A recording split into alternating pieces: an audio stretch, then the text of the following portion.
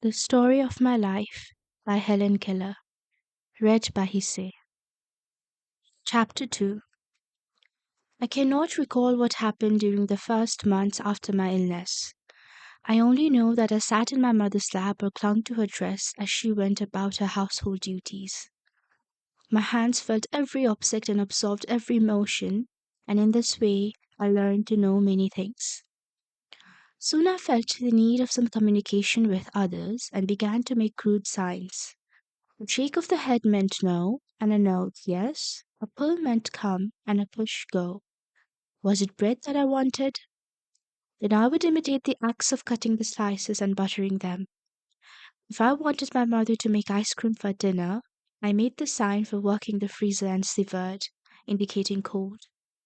My mother, moreover, succeeded in making me understand a good deal. I always knew when she wished me to bring her something, and I would run upstairs or anywhere else she indicated. Indeed, I owe to her loving wisdom all that was bright and good in my long night. I understood a good deal of what was going on about me. At 5, I learned to fold and put away the clean clothes when they were brought in from the laundry, and I distinguished my own from the rest. I knew by the way my mother and aunt dressed when they were going out, and I invariably begged to go with them. I was always sent for when there was company, and when the guests took their leave. I waved my hand to them, I think with a vague remembrance of the meaning of the gesture. One day some gentlemen called on my mother, and I fetched the shutting of the front door and other sounds that indicated their arrival. On a sudden thought, I ran upstairs before anyone could stop me to put on my idea of a company dress. Standing before the mirror, as I had seen others do, I anointed mine head with oil and covered my face thickly with powder. Then I pinned a veil over my head so that it covered my face, and fell in folds down to my shoulders, and tied an enormous bustle round my small waist so that it dangled behind, almost meeting the hem of my skirt. Thus attired, I went down to help entertain the company. I do not remember when I first realized that I was different from other people, but I knew it before my teacher came to me. I had noticed that my mother and my friends did not use signs as I did when they wanted anything done, talked with their mouths. Sometimes I stood between two persons who were conversing and touched their lips. I could not understand and was vexed. I moved my lips and gesticulated frantically without result. This made me so angry at times that I kicked and screamed until I was exhausted. I think I knew when I was naughty, for I knew that it hurt Ella, my nurse. To kick her, and when my fit of temper was over, I had a feeling akin to regret. But I cannot remember any instance in which this feeling prevented me from repeating the naughtiness when I failed to get what I wanted. In those days, a little colored girl, Martha Washington, the child of a cook and belle, an old setter, and a great hunter in her day, were my constant companions. Martha Washington understood my signs, and I seldom had any difficulty in making her do just as I wished. It pleased me to domineer over her, and she generally submitted to my tyranny rather than risk a hand-to-hand encounter. I was strong, active, indifferent to consequences. I knew my own mind well enough and always had my own way, even if I had to fight tooth and nail for it. We spent a great deal of time in the kitchen, kneading dough balls, helping make ice cream, grinding coffee, quarreling over the cake bowl, and feeding the hens and turkeys that swarmed about the kitchen steps. Many of them were so tame that they would eat from my hand and let me feel them. One big gobbler snatched a tomato from me one day and ran away with it. Inspired, perhaps, by Master Gobbler's success, we carried off to the wood-pile a cake which the cook had just frosted, and ate every bit of it. I was quite ill afterward, and I wonder if retribution also overtook the turkey. The guinea fowl likes to hide her nest in out-of-the-way places, and it was one of my greatest delights to hunt for the eggs in the long grass. I could not tell Martha Washington when I wanted to go egg hunting, but I would double my hands and put them on the ground, which meant something round in the grass, and Martha always understood.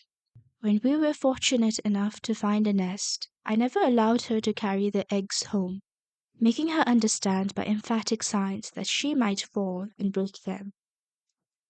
The sheds where the corn was stored, the stable where the horses were kept, and the yard where the cows were milked, morning and evening, were unfailing sources of interest to Martha and me.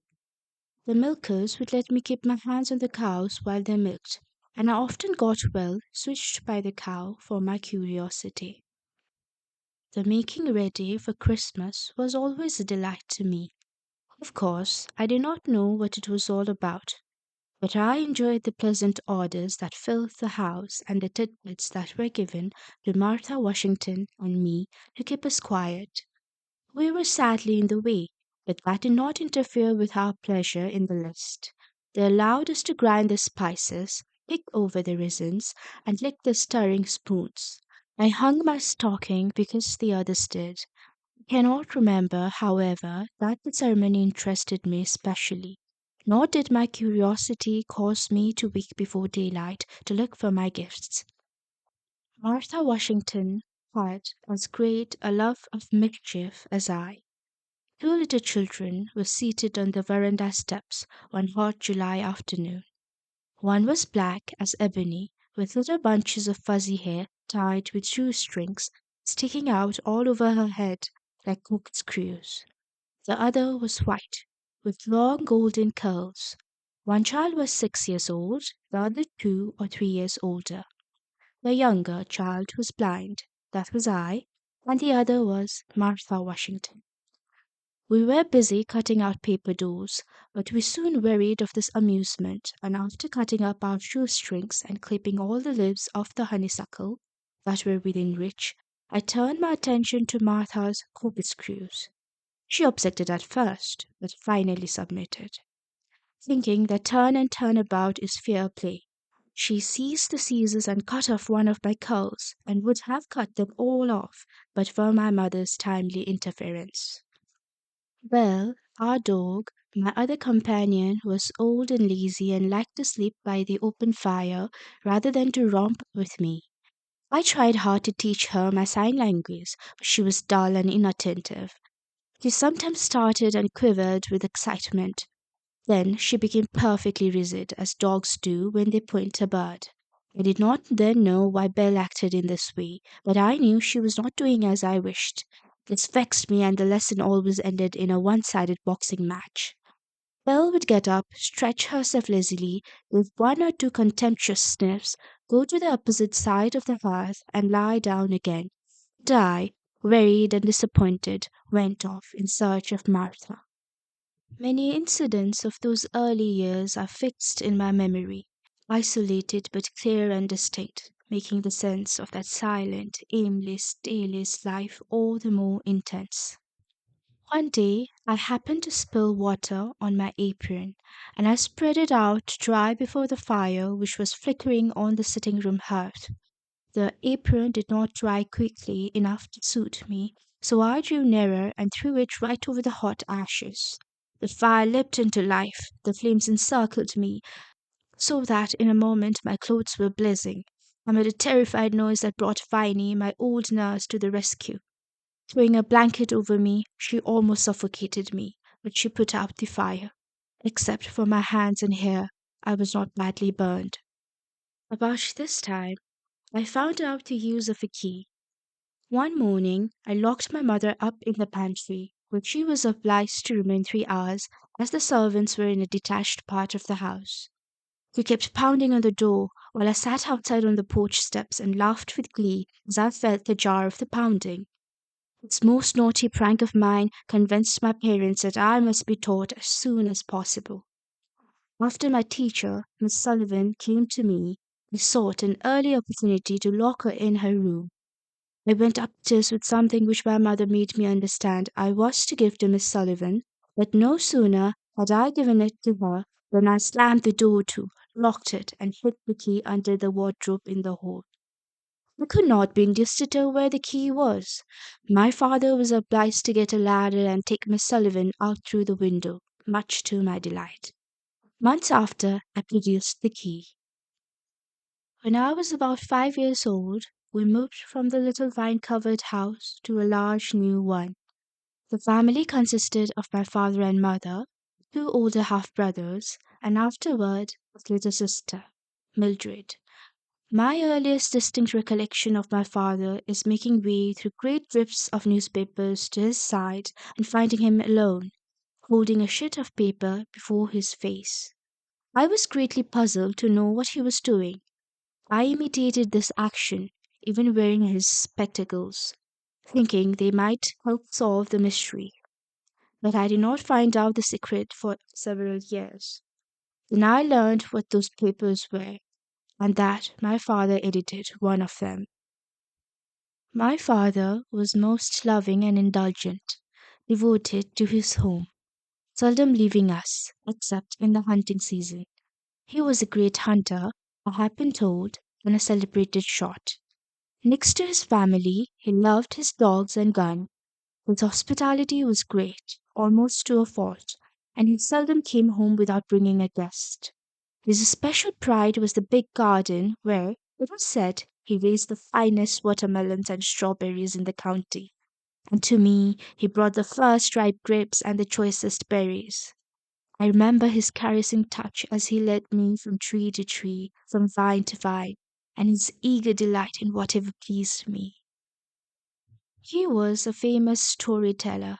After I had acquired language, he used to spell clumsily into my hand his cleverest anecdotes, and nothing pleased him more than to have me repeat them at an opportune moment.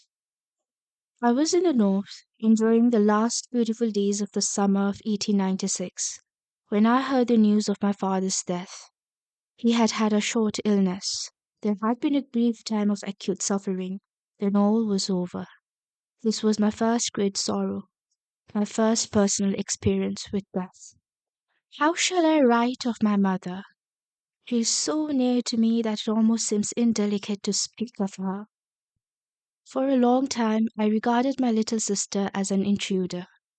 I knew that I had ceased to be my mother's only darling, and the thought filled me with jealousy. She sat in my mother's lap constantly, where I used to sit, and seemed to take up all her care and time.